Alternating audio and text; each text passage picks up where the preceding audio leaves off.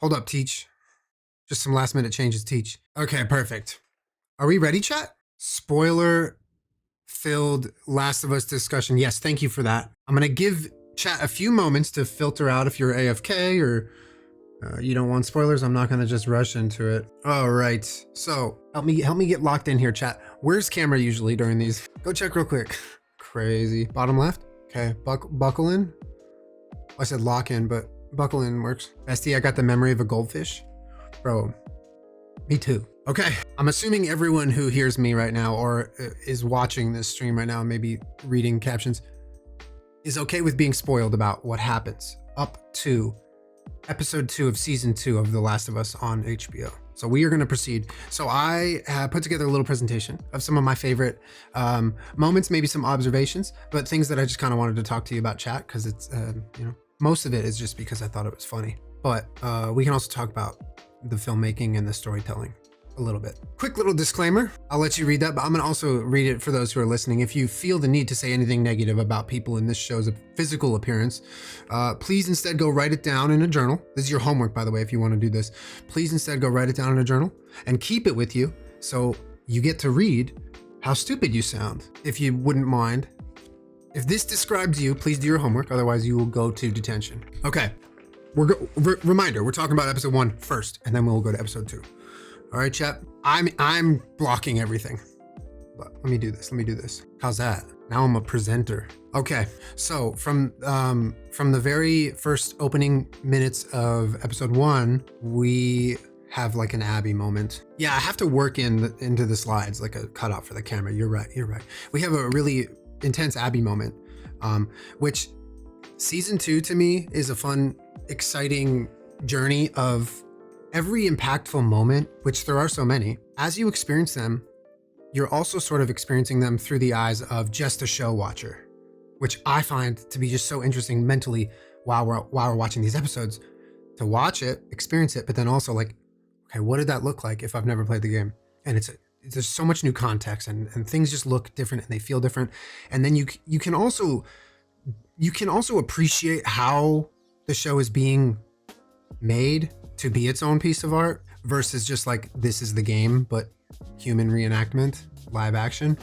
So this scene was cool because a lot of people had no fucking clue who this is.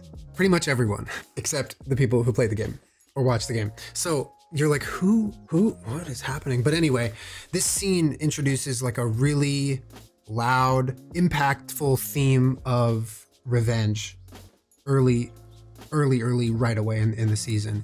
And Caitlin Dever pops off. Just by the way, just in general, I'm a fan of her Abby, big fan of her Abby. But through the lens of maybe having not seen this before, understanding why revenge is important and why right away at the start of the new season, they throw it in our face. Revenge. This person is so broken and all they want is revenge and they don't see anything else. And we don't know who they are yet, but what the fuck are they trying to get revenge for? And I think it's important to have this moment of like, okay, everyone's got their life. You know, they made it to Jackson. They have a life. There's some level of comfort there. And then a wild card happens and it just changes everything. Okay, chat, it is time to do the official breakdown of the Jiu Jitsu that happened in season 2, episode 1 of The Last of Us. I was out of my seat, bro. 20 slides for Jiu Jitsu. What are you talking? No, bro. No, I only did 1. Hold up. This would be so much easier if I had someone to demonstrate on. I don't. Okay? I don't. I have greyhounds and that's it. So and if you want Jenna to be my student, just there's videos of that. Go watch them. Don't ask for it here. So no, that's not an option. I'm going to do my best to explain as we're just like looking at a screen together, but anyway, this is Ellie playing her guard and some big strong man grappling. And so the move that Ellie is choking this person out with is a triangle choke from the guard. Okay. Ellie's playing her guard. She's on her back. You see the triangle, right? This right here, this is why it's called a triangle choke. You make a triangle. Left knee, to your right knee, to your hips, outwards. And that's what the choke is. Okay. So as you can see, they look a little different. First off, I just want to say thank you for including jiu-jitsu. It's awesome to see like proper jiu-jitsu like represented in a cool way, in a realistic way in film and TV. There's so often movies and TV shows that do it wrong. So when it's done right, I just want to take a moment to appreciate it. So here's there's just kind of like a little bit of a step-by-step breakdown as to like what we're seeing here. So we have Ellie on the bottom, and she's setting up this choke. So what she needs to do, she needs to get this is where her leg needs to make a 90-degree angle, as close to a 90-degree angle as it can, behind this person's neck, right?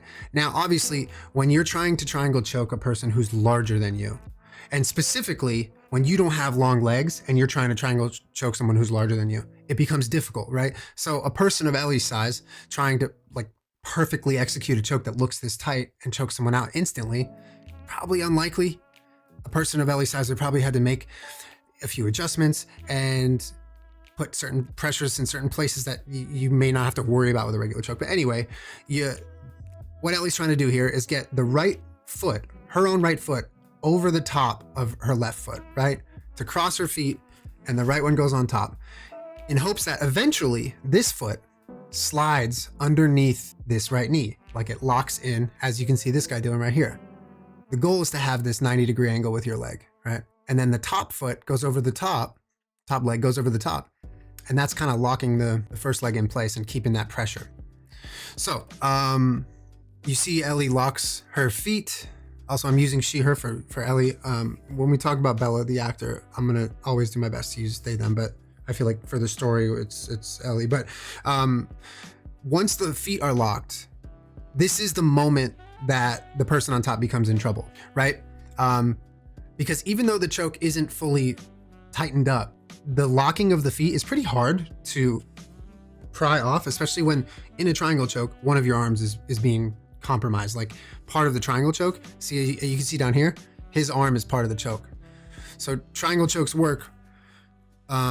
They work by cutting off the blood supply to your brain, and then it shuts you off. So the reason why you can do that with someone's arm, specifically with their arm through, is because when you tighten your legs into the choke position like this right here, and you have their arm is filling the gap I'm so sorry. that I'm late would be class. there I'm set now. if you just had the head being choked, right? There's a huge gap here. But if you have this person's arm across, their own shoulder is pressed on their neck, not in any sort of like, painful way, but this is covering all this space. So when you trap the arm, that's why the triangle choke works, right? So you see this guy, he's lazy. His arm gets, like he says he pulled his punches, right? But his jiu-jitsu needs work.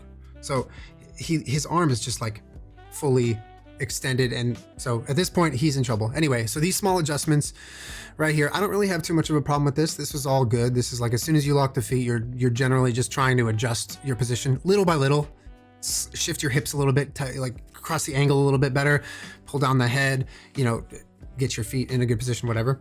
But I like to see like how Ellie was slowly making those adjustments. Sorry, that was I've good. been lately, y'all, but miss y'all and love y'all. So happy belated then we see Ellie pulling down on the back of his head, like making a concerted effort with this grip, which isn't really, it's not like a full, whatever, it's fine. It's a good grip. And the point of that is when you put pressure on the back of someone's head and you pull down when they're in a triangle choke, all that does is so if you're in the triangle choke, this is how you can imagine yourself in a triangle choke, okay? You go like this, like you're stretching your arm, and you put your head right on top of your shoulder, right? And the further you lean down, the more pressure you lean down and pressure up with this arm, which is simulating you being locked in that position by another person's set of legs, you'll know that like if someone were to pull down on your head to kind of push you into the choke, it would just tighten the choke. It would increase that pressure here. So the choke ends up working faster. So Ellie, these new moves to my boss. Oh, legally that's a joke, right? So Ellie's trying to pull down on the back of his head to try to get him to tap to the choke. Doesn't work. He's too big. A lot of the reason why this triangle isn't working, which him not tapping actually makes sense, because this is not a tight choke. Right here, look at all this space. Okay, we're gonna be critical here. We're gonna be a little critical here, okay? all this space, right? You can even see the barn and the light coming through the barn behind. All this space is why he's not tapping, right? If Ellie's shin was this direction, like hard 90, right? From her upper leg to her lower leg, hard 90. And then this leg was crossing over the top of this foot, he'd be in trouble. So this connection is happening too low down on Ellie's right leg. It needs to be higher up, close to the crook of the knee. That's the idea. So anyway, considering he's not tapping to the choke, she shifts to an arm attack, which is, this whole series is Ellie being put on her back and having to defend herself. So she goes from almost like a panic scramble when he's like dragging her to, okay, he plays on top and she sets up a triangle. She goes from triangle to armbar to omoplot. And the omoplot, which is the shoulder lock at the end, that's what he taps to. So we're gonna go through this series. So this is part 2 of the series, okay? The triangle's not working. Ellie starts to focus on the arm. In Ellie's position here, the main flaw in what I'm seeing right here is Ellie's hips being to the left versus to the right. So I wish I could show you. Anyway, so with trying to finish this triangle, we're gonna go back to the first slide. If you can imagine Ellie's head, so you can imagine Ellie's head a little bit this way. So her head's here, and that forces her upper body to make like a different angle. So her hips are aligned differently, right? That is the tightest way to finish the triangle choke. So if you were trying to choke someone, you would want to cut the angle and sometimes use your left arm, because your left arm is free in a triangle choke usually, is you're gonna underhook this leg right here and you hold the top of the knee, and that just takes away their base, that takes away their escape, that keeps their posture where you want it. But once you have that hooked and you have this complete angle cut to where it's over for them, right? So part of why I explained that is because the hips dictate everything that you can do from the bottom here. If your hips are out of position, you're not gonna get the choke, you're not gonna get the arm. So you have to have the right angle with your hips. And that's the biggest, that's the kind of thing that you can't learn in like an afternoon at jiu-jitsu. That may take some like weeks. And I imagine that's probably why that's the main issue with what I'm seeing. But anyway, Ellie's hips just need to be completely on this side and his arm would be in trouble. But anyway, we keep going. The armbar angle right here is off, and it's off because Ellie's body needs to have a completely different angle. So her body is facing up and it needs to be facing kind of like the camera here. Ellie needs to be hips outside of the arm, because right now his arm's not in danger. He's acting like it is, but it's not. He does look like Rickon here. Is that Rickon? Wait, Severance mention. Anyway, so then the armbar, again, accurate to what we're seeing, a person in Ellie's situation would not keep going for this arm. It is not working. To the untrained eye, maybe it looks like it's working. It's not working. Ellie recognizes it's not working and shifts by sitting up, transitioning to an omoplot shoulder lock. So when you see the camera do that fancy like transition where it like you sit up with Ellie, it was really cool how they filmed it. That wasn't just random, that was really accurate, okay? Because Ellie now has control of this man's arm, right? So we're looking at this arm, and Ellie's right leg on the outside, the leg that we can't see, she kicks it to the sky, like with momentum, not trying to impact anything, but just trying to kick for momentum. She kicks it to the sky and then pulls her feet down. So she kicks up and then like with all of her hips and might pulls her feet down, and that creates this like transition where this person has to kind of go face first into the mat. They have to if their shoulder wants to stay on, right? So they're following their shoulder. When you have them kind of locked in this position, they only go where their shoulder allows them to. So that's why he folds like this. This is real. This would have happened. Especially considering she sat all the way up. If someone has you in a proper omoplot, her knee should be bent here. She should have sort of okay. Oh my God, bro. She's doing this, right? And he's right here. He's right here. And she's doing this, okay? She needs to be doing this, like that, right? Because that allows her to sit forward. His shoulder is right here, right? His shoulder's right here and his arm is locked back, like right here, right? So Ellie's job is to get like a grip on the right side, like maybe the tricep or the armpit or some point where you can kind of hold right here and sit up and lean forward. And leaning forward like this with your feet like this, not because if your feet are out like this, you can't lean forward as much. It's like, I don't know, if you're sitting on the floor, nobody clip this because I look like a child on the floor. If you're trying to reach something, it's easier to just do that, right? So then you can go get it. So that's the idea, is you want your legs positioned that allow you to sit up. And this sitting up pressure is that'll break someone's shoulder. Is this a move that's what the whole arm lock is. So if you're the one trying to do this, you want to get into this position that Ellie finds herself in, which that to me is like, she's grabbing his thumb, trying to rip it off, which again, it looks kind of crazy, but you can wrist lock someone from here. And that is legal, and that is jiu-jitsu. Yeah, we do need an I'm sad emote. So yeah, from Ellie's position here. I'm in Norway right now. He hiding, famding, future. Hi, random angel. You can wrist lock or you can finish the shoulder lock. Those are the two kind of main ways that someone would submit a person here. Thank you for listening to my presentation. I could have done that for an hour longer. So, okay. So I found a little, maybe not parallel, but a similarity that I wanted to point out. This conversation, first of all, Dina, incredible. Isabel Merced brought Dina so much charm, like right out the gate. Like it like shows the television viewers, this is a person you should like right away. And we do. We like her right away. We like her in this really like loaded interaction with Joel.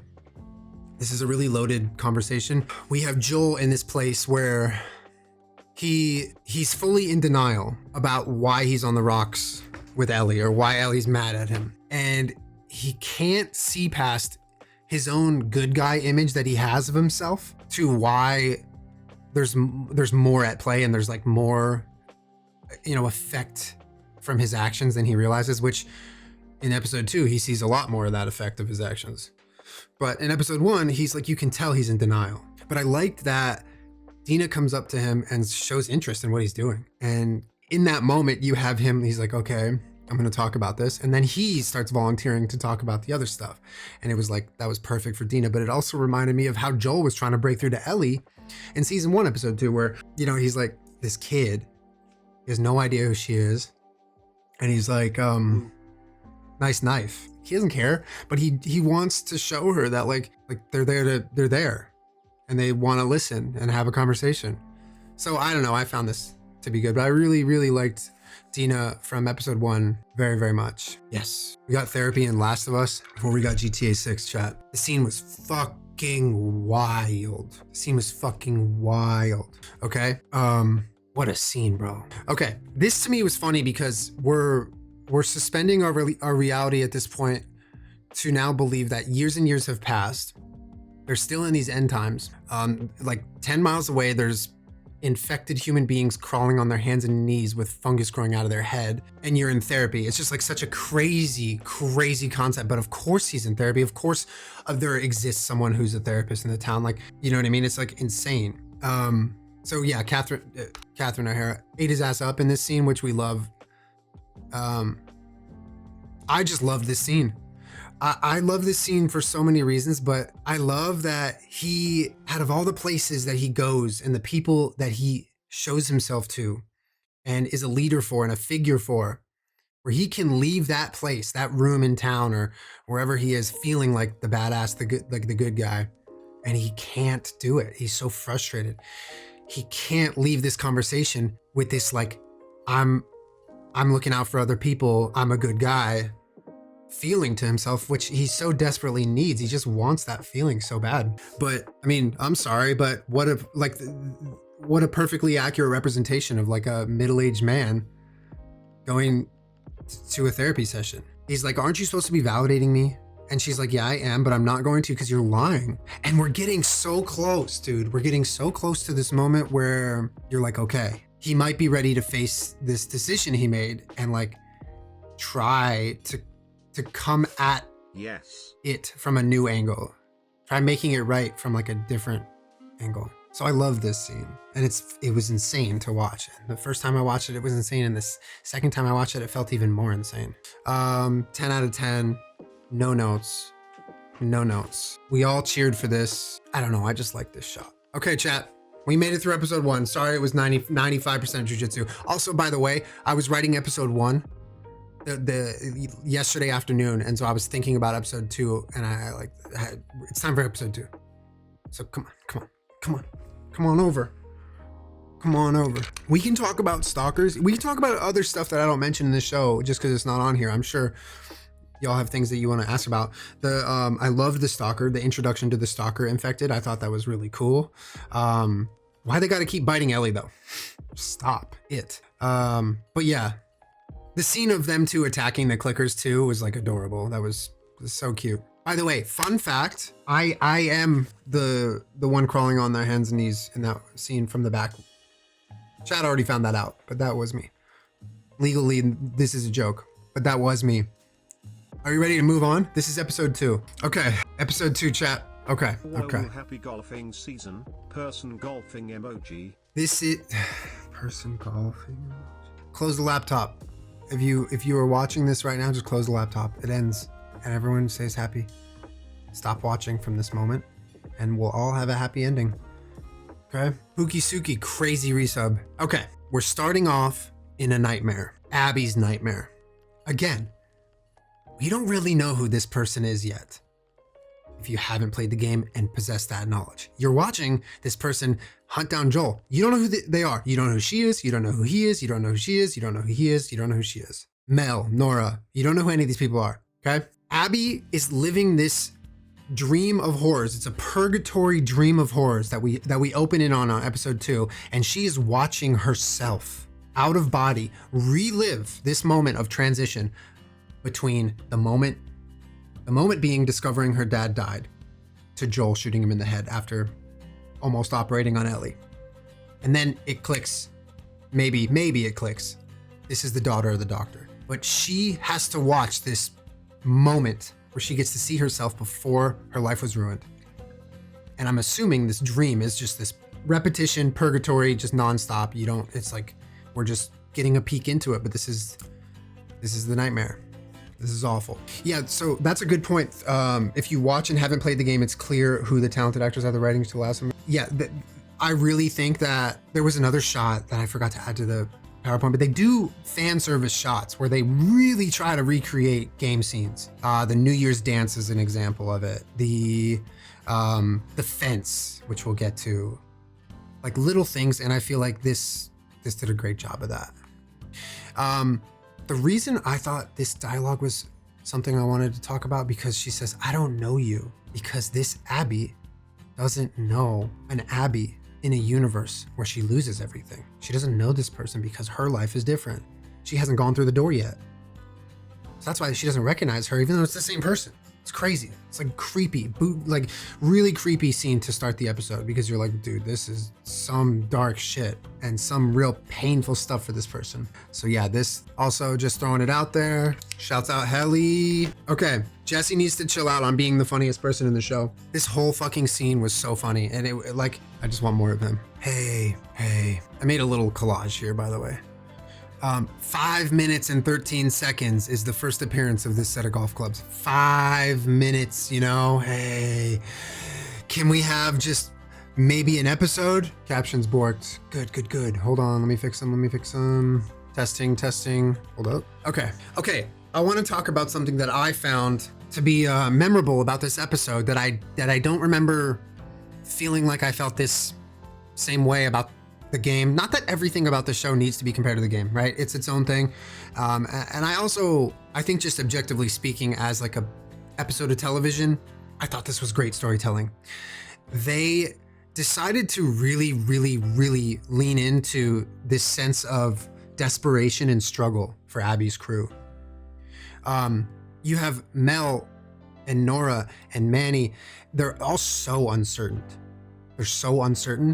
You have moments of struggle. You look at them, they're freezing cold. You see that they don't have really any food. They're sort of just like hoping on a prayer that they can survive long enough to find this one specific person and kill him. And when I say they are hoping, I mean one person is hoping, Abby. She's the only one living in that seemingly delusional land where she's going to be able to pull this off.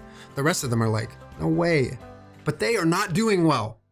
And I found that to be an interesting theme, to go from watching them be like, wow, they're kind of struggling. What's going to happen to them, to seeing what they end up doing. And you're like, holy fuck. It makes it even more of like kind of a blindside. He has concepts of a plan. So this all comes back now to Revenge, which was slide 1 from season 2, episode 1. Abby risked her and her entire crew's life for revenge. Like, they had all these moments, the whole crew had all these moments of like, what the fuck did we do?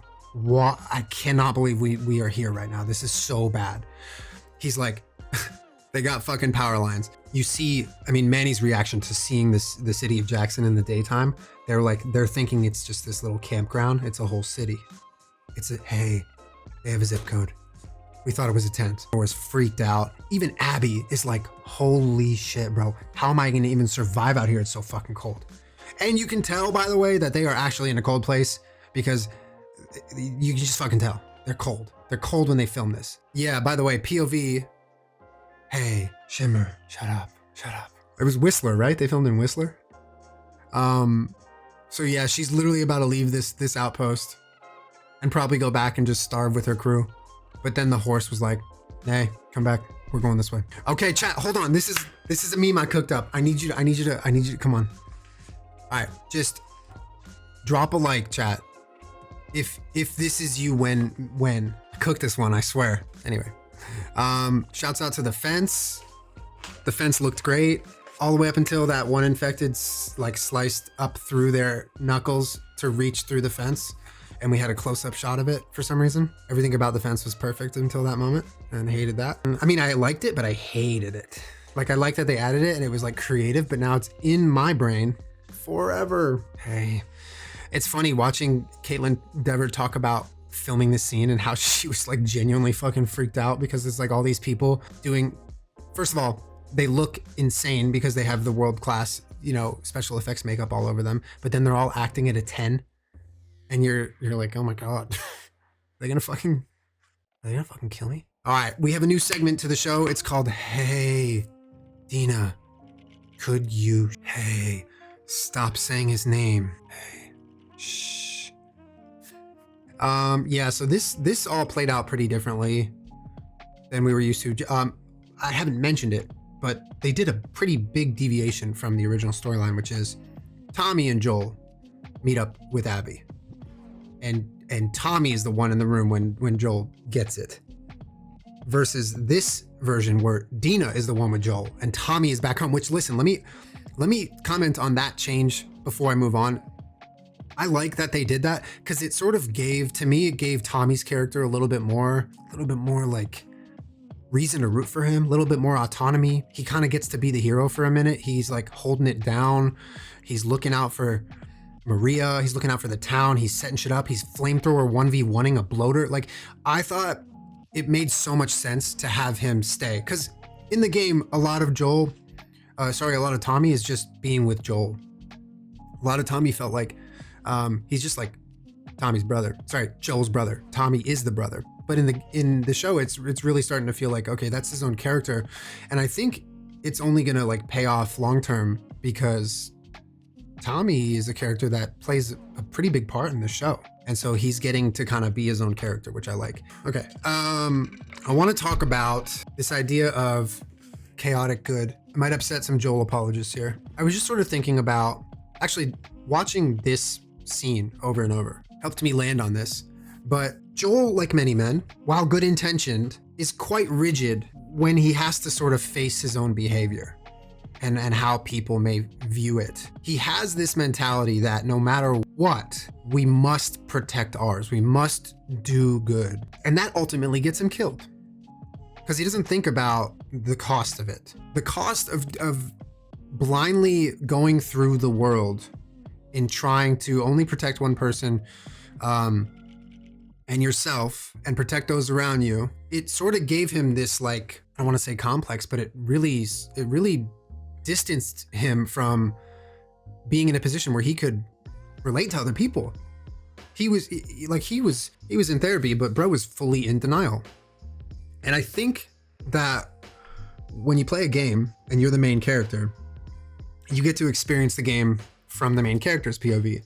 But the show is doing such a good job of allowing us to see the wake of the main characters and the other people who have to live and exist in that wake versus just that POV of killing and doing good. So in season 1, especially in the finale, when he clears the hospital, but throughout the season, he gets less and less affected by the lives he's taking. Not talking about infected, I'm talking about people. He kills a lot of people, and I don't know. I just think he is a good guy, right? But he is a chaotic good guy. He is chaotic good. He does good at all costs, but the problems that come after his do-gooding sometimes outweigh the good he did in the first place. And I found this shot to be stunning, and it felt. But I think this is a tragedy. I think people contributed to it being a tragedy in this story. There's a reason it ended up this way, and it's not just like naturally occurring, but it is a tragedy. I found it interesting to look at the moment on every one of their faces when they realized that she caught him. This is earlier. This is sort of just reflecting. Shouts out to all the actors. Abby goes, and he? She goes, yeah, her name's Dina. Get her warm or something. And then she goes, and he is Joel. And then it cuts to all three of them, and they're like, whoa. Bro walked out into the snow for 5 minutes and caught a Joel. Are you fucking kidding me? Jesus. Ariella Bearer, I think is how you say it. Might be wrong. I feel like the vibe of Mel perfectly encapsulated. Felt like I was Mel. That was Mel. That was so fucking Mel.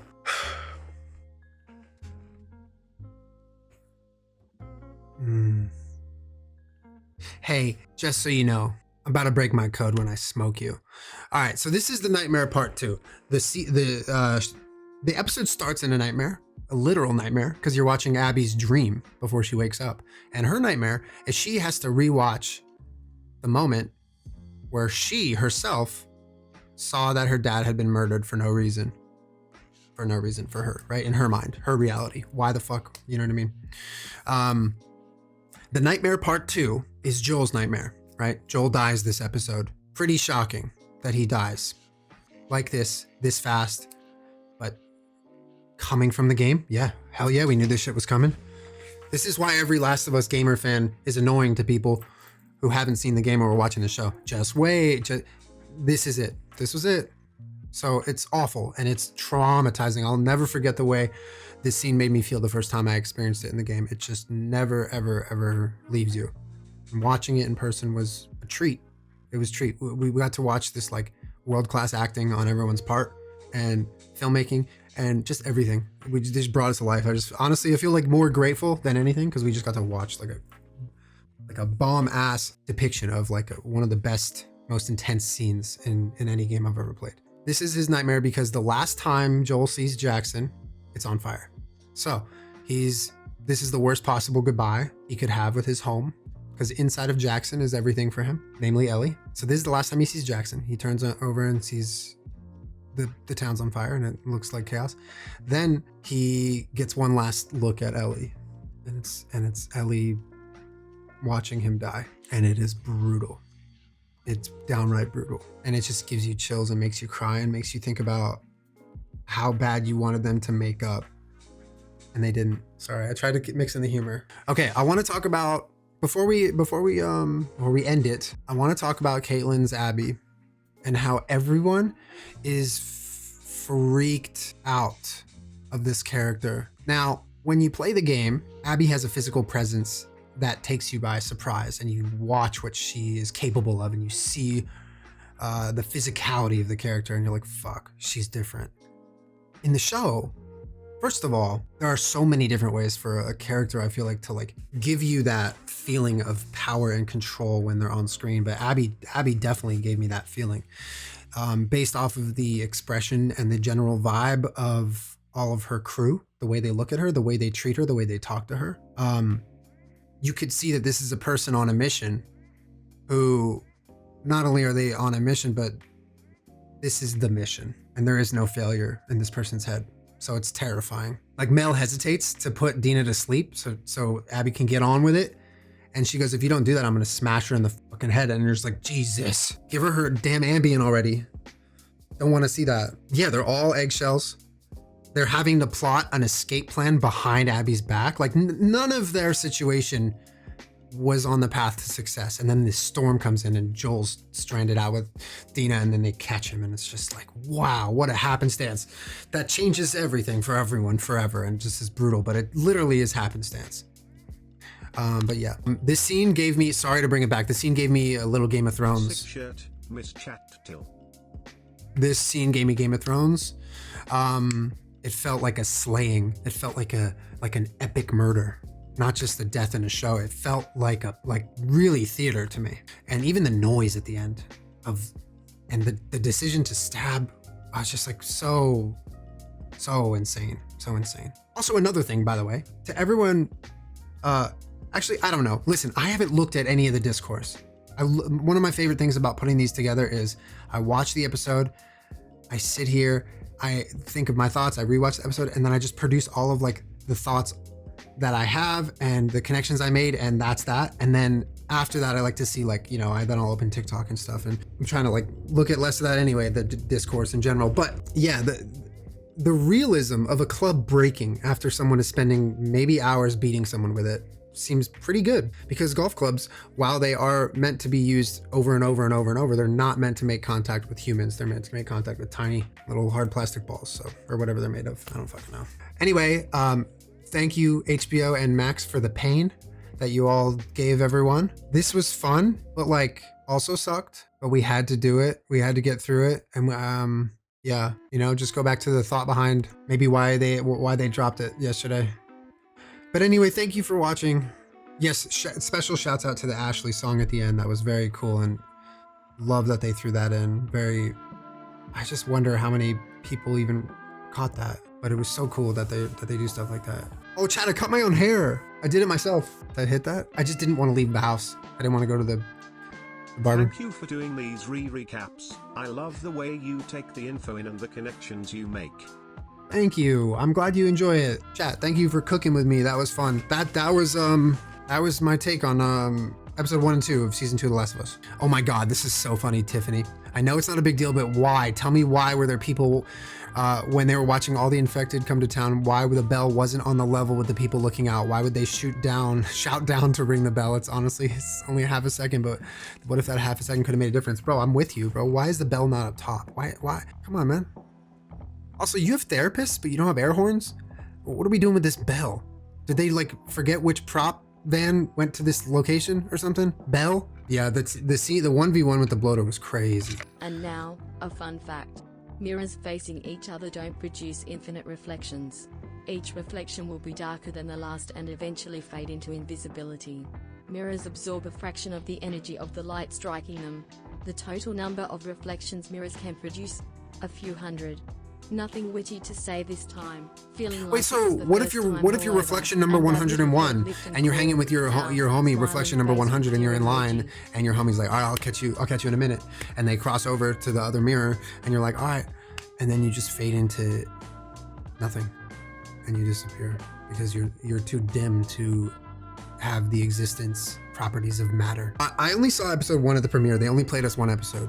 So just 1 episode for me, but it was cool because like I'm all good. Just like the premiere experience is fun, but it is intense, and sometimes 1 is fine and I'm ready to go. Also, yeah, I think episode 2 would have been kind of a bummer at the premiere. Hear me out. What if Abby's nightmare is the reason why Pastor says I don't know you because she doesn't know the person she's become? Love that. The cool thing, if you don't like the TV show adaptation, is you can turn it off and go play the game. Yeah, and you can read your little journal too.